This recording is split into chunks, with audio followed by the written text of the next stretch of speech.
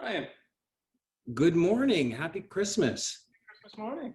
Thank you so much. I think your tree looks lovely. Why, thank you. This is probably the skinniest thing in my house right now after the past 2 years. We usually get a real tree, but for the past couple of years, we've kind of just done this. It's one of those fashionably skinny trees, which make it really impossible to put all of your ornaments on. And I have all these old timey kind of ornaments that are the glass ones. And so far, I've broken three this year. So at least I'm carrying on with my holiday traditions.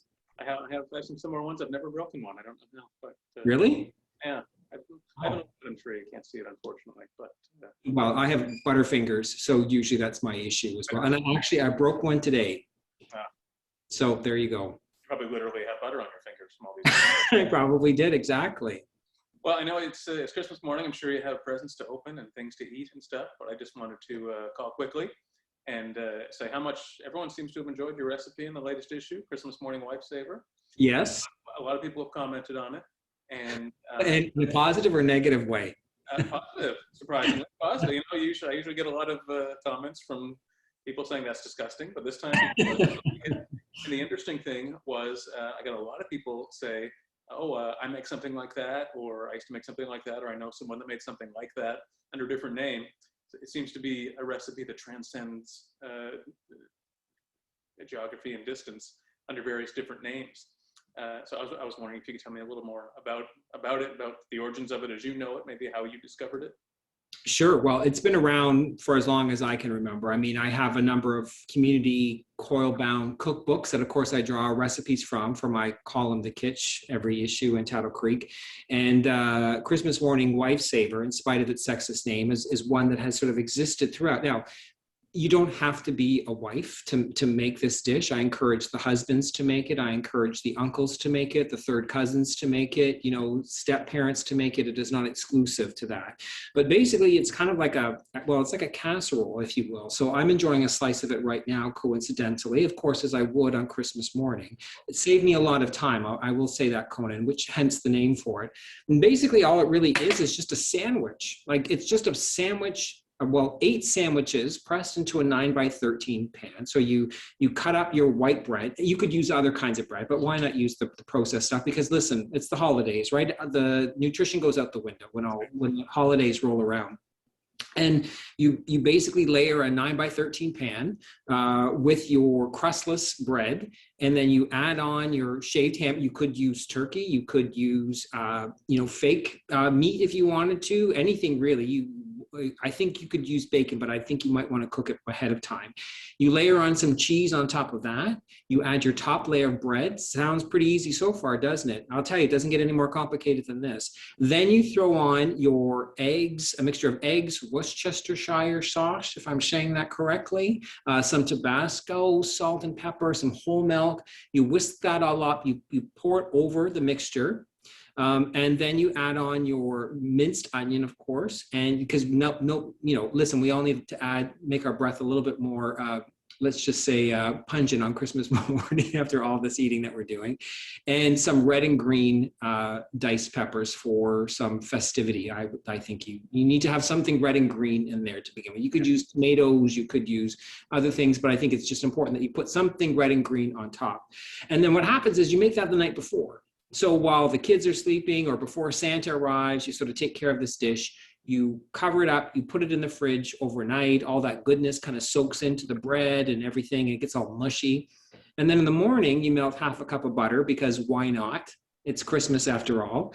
And you pour that over top. And then you can add cornflakes or Special K to the top to kind of add a little bit of a crispy topping. Now, I will say that last night, I had some issues finding cornflakes. So I used some rice checks that I had in my cupboard. And so basically what I'm saying is you can use anything on top. You could use some soda crackers. You could use any other kind of crackers. Triscuits, why not throw some Triscuits on top, just to give it that little bit of crunch. And then you bake it for an hour uncovered, and at 350. And the next thing you know, your house starts to smell all oniony and cheesy and eggy. And you've got yourself a nutritious and wholesome Christmas morning breakfast, because, and you know, I say this in the column, but I don't think Christmas morning breakfast always gets the respect and the time and the care that it deserves. Everyone's always focused on, you know, Christmas Eve, you know, making sure that you've got your toffee fay, or making sure that you've got your pot of gold chocolates that most people have for dinner on Christmas Eve. And then, of course, Christmas dinner with your turkey and everything else. But Christmas morning breakfast sometimes doesn't get the time and care and attention that it deserves. So I appreciate this dish because it brings things up a level, and it adds a few more calories to the day. And that's never a bad thing over the holidays. I'm very big on Christmas morning breakfast. I agree completely. My wife Saber's over in the kitchen ready to go. I think probably the reason people don't put as much time into it is they're very focused on presents. Yes, that's right. Exactly. I mean, priorities, I get that. Priorities are the presents. But at the same time, this is kind of a nice dish that everyone can enjoy. It's warm. You serve it hot. It's a perfect dish on Christmas morning, especially if it's a bit cold outside, to enjoy while you're opening your presents. And it's pretty much ready to go. And you don't have to do a lot of work. Listen, the rest of your day is wide open for you to complain about the gifts that you got or that you didn't get, to search the house for all the D batteries that you might need for whatever toys you know you've gotten, or to, you know, just sit on the couch and continue to work on that pot of gold box of chocolates that you got, or your after 8 dinner mints, or your toffee fay, whatever. It's wide open. The possibilities are endless when it comes to Christmas Day. I've got the pot of gold ready to go too. What you were saying about the replacing the cornflakes, I think that's what I've heard from people who said that they made something similar. Is that depending on who's making it or what region it's in, I think people say I make something like that, but I use this or I use that. So it does have a. Far be it from me to deny anybody, but between you and me, I also think you could put crushed potato chips on this too, and I think it would be absolutely delicious. Now, I'm not advocating for that. There is already half a cup of butter, you know, a huge packet of cheese in here. There's like a lot of calories going on, but at the same time, I think a nice sprinkling of crushed potato chips might add that right punch of saltiness and extra little bit of grease that I think we could all use on Christmas morning. Is this only a Christmas recipe, or can it be made other days of the year as well? You can make this there's no reason why this couldn't be called an Easter morning savor or a New Year's Day hangover savor, or you can make this any time of the year. Basically, I guess it's what they call a strata. So it's just an egg and cheese sandwich. So it's not specific to Christmas.